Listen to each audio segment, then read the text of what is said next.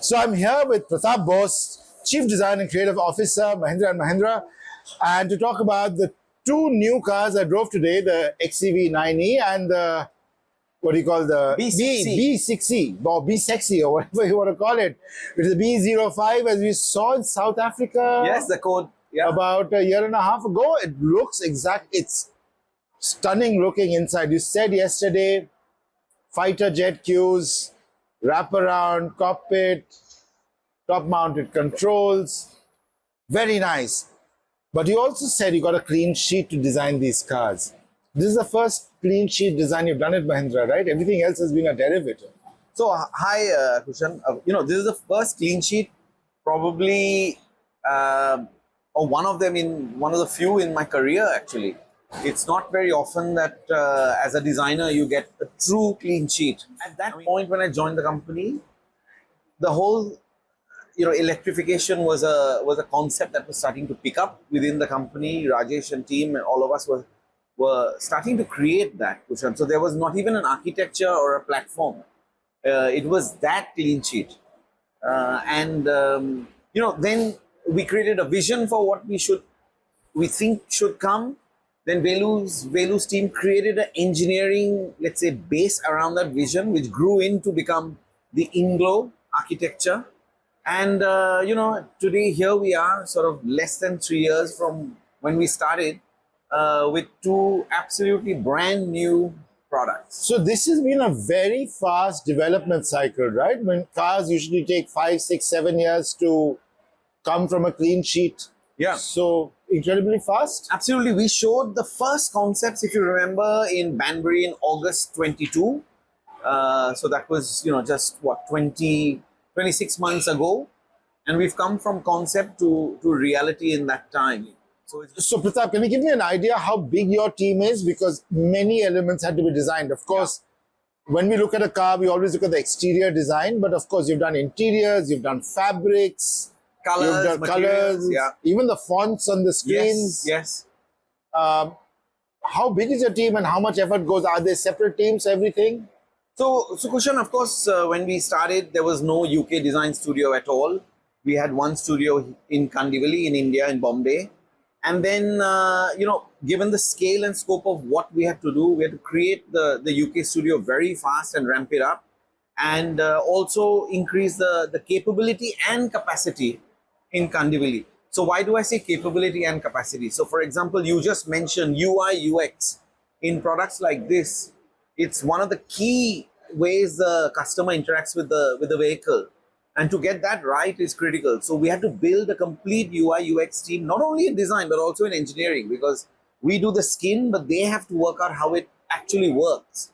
So we did the clay modeling team. We expanded, for example, in India. So today we are about 50-55 people in the UK, and it's around 110 in Mumbai. So the total would be about 170 people. So as you said, clean sheet. So you were not restricted by a wheelbase. Yeah. At the start. Yeah. So we knew we wanted a certain pack size or a battery capacity. Yeah. So let's say we decided on 79 kilowatts pretty early. That led to a certain dimension. And then we built the wheelbase around that dimension, because the battery pack, as you saw, fits completely within the wheels. Unlike any other EV, even if it's a converted EV, there are parts of the battery which utilize already existing sheet metal. Here there was none. So it's a perfectly flat floor. So the battery pack is what we started with, went outwards, did the wheels, the wheel sizes, so the 20-inch wheels that you see, really large diameter tires. So it gives us this beautiful 20-inch wheel possibility. At the same time, having a certain ride characteristic. Then, of course, you package the motors, you package the occupants, and that's how step by step you develop what we call the overall vehicle architecture. And we followed two different routes because we wanted two different brands. I think we spoke earlier. Why did we create B? B as a brand was created to attract people who don't buy Mahindra products at all, either ICE or EV. They're purely not Mahindra customers.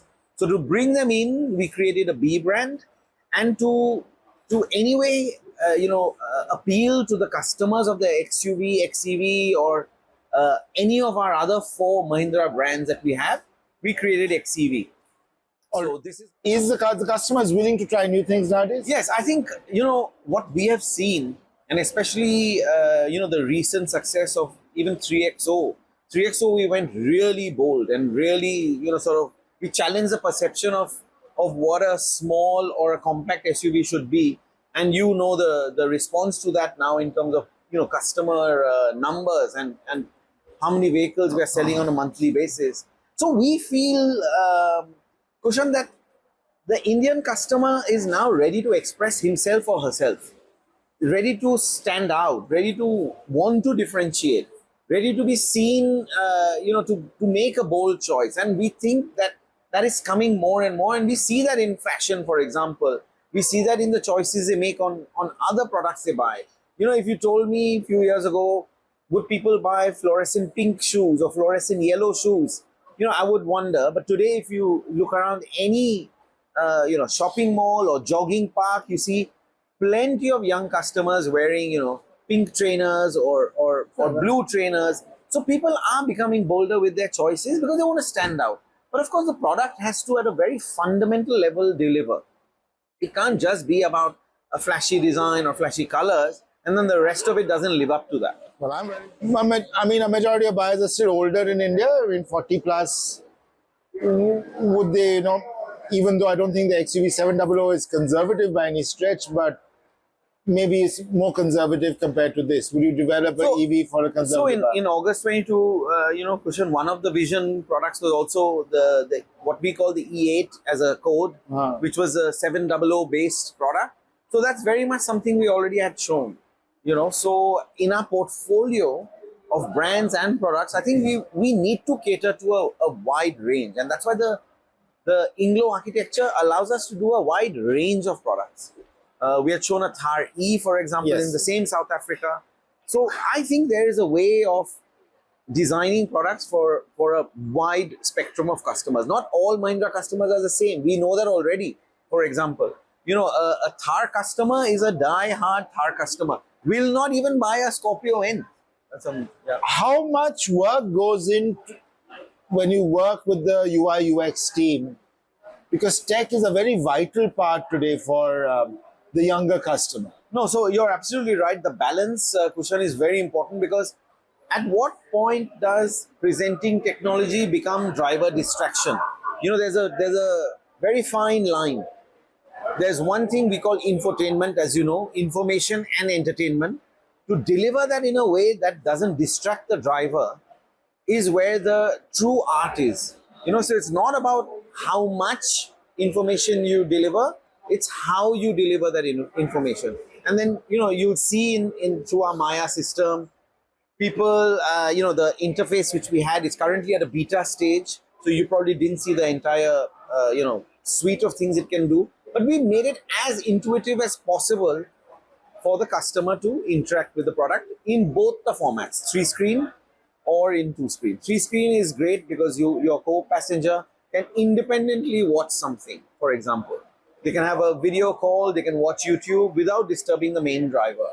So there are some nuances, of course, differences, but underlying fact is that the colors, fonts, text, the number of layers you have to navigate to get to a control, that is something we try to commonize throughout our products, and that's something we put a lot of work in. When you started out as a designer, you were still using halogen, I guess? Yes, absolutely. And now you have LEDs. Absolutely. And yesterday in Mahindra Research Valley, I was seeing how they're layering the lights. Yes. Does it give you more space as both exterior and interior because of the ambient light systems? So the roof, for example, the Mars roof, that lighting system is completely new, that we work with our supplier. Yeah. It's a sandwiched film which has the pattern and you can then light it up. I was seeing 90 in the 90. Yeah, right? the 90 has it, the 60 has it as well.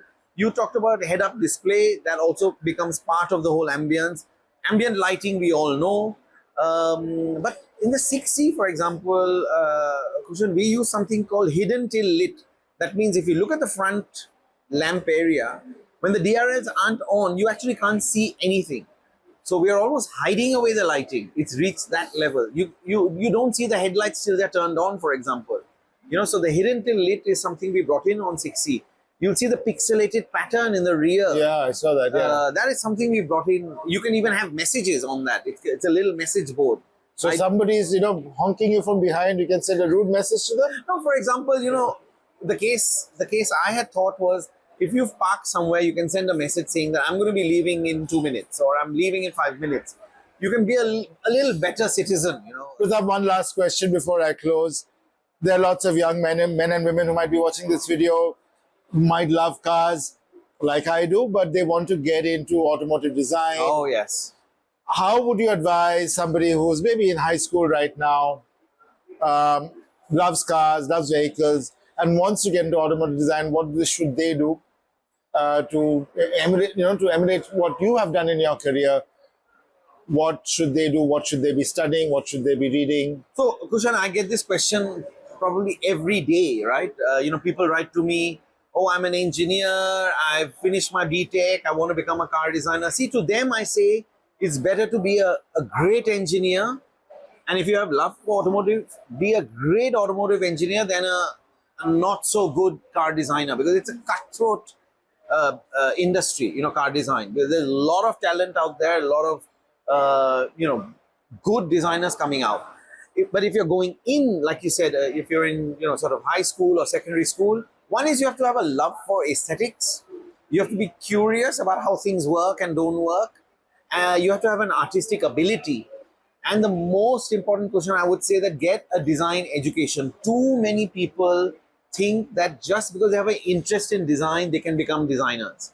You know, if I have an interest in, you know, plants, I'm not a botanist. So you should go to a place like NID or something? You must, yes. You must. And I would suggest that get a bachelor's in design and then do a specialization, a master's, you know, a couple of years in automotive design. So you have a real end-to-end design understanding. I don't think that you can make a transition into design without a proper 4 to 6 year education. Thank you, Pratap. The cars have been fantastic to drive. The 6C looks, I mean, I really like the 6C. Yeah. As I said, more driver's feel to it. Sure. Really looks nice. Really looks like what we've seen in the past. So it looks like the concept. I mean, that's been a challenge. Thank you so much for your time. Thank you. Thank you. And yeah, looking forward to driving these for a bit longer. Thank you very much.